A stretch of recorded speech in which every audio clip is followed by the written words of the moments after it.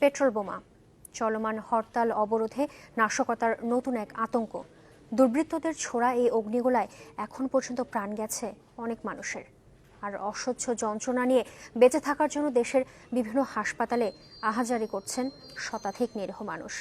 এই অবস্থায় সবাই যখন নিজের সুরক্ষার উপায় খুঁজছেন, ঠিক তখনই এক কৃষি বিজ্ঞানী খুঁজে বের করেছেন অগ্নিরোধক কাঁচ ও পর্দা সুরক্ষার পন্থা। তার যুক্তি, এতে পেট্রোল বোমা ছুঁড়ে মারলেও গাড়িতে আগুন ছড়িয়ে পড়বে না। গাজীপুর থেকে ফিরে এসে জানাচ্ছেন সহকর্মী ফয়জল সিদ্দিকী, ক্যামেরায় ছিলেন ফাহিম হাসান।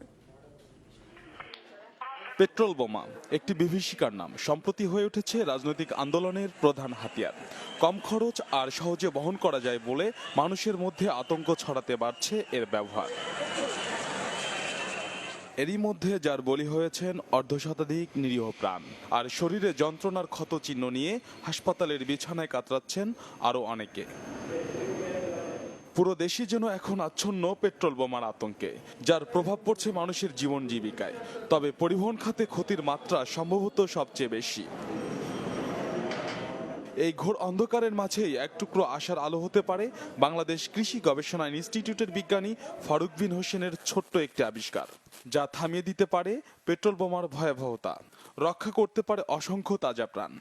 এটা মূলত 2 লেয়ার প্রোটেকশনের ব্যবস্থা, যেটা গ্লাসে যে এলিমিনেশন করাটা থাকবে, এর ফলে নিউটনের থার্ড ল অনুযায়ী যে প্রত্যেকটা আঘাতের একটা বিপরীত একটা যে বিষয়টা, পেট্রোল বোমার যে কার্যকারিতা, যে কারণে পেট্রোল বোমা মারা হয়, সেটা আসলে ফলাফলটা তারা পাবে না। কিন্তু কিভাবে কাজ করবে এটি? আগুনের লেলিহান শিখা নিভবেই বা কি করে? এমন প্রশ্নে হাতে নাতেই প্রমাণ দিলেন তার আবিষ্কারের।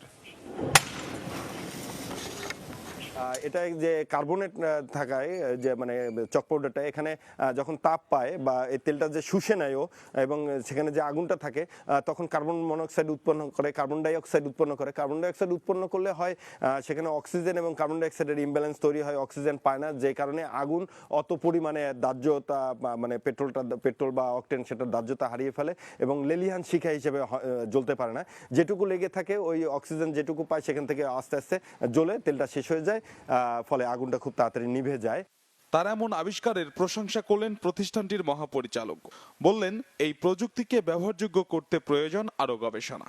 বড় বড় জাতীয় সমস্যার সমাধানের ক্ষেত্রে আমরা তার মেরিট অথবা তার মেধাকে ব্যবহার করতে পারি, যেটা আমাদের কৃষির সঙ্গে রিলেটেড। এই ধরনের কোনো টেকনোলজি তার হাতে ওই ধরনেরও আছে। এগুলোতে আমাদের পয়সা দিতে কোনো অসুবিধা হবে না, কারণ আমাদের প্রতিটা ওই ধরনের খাতে পয়সা আমরা ব্যবহার করতে পারব।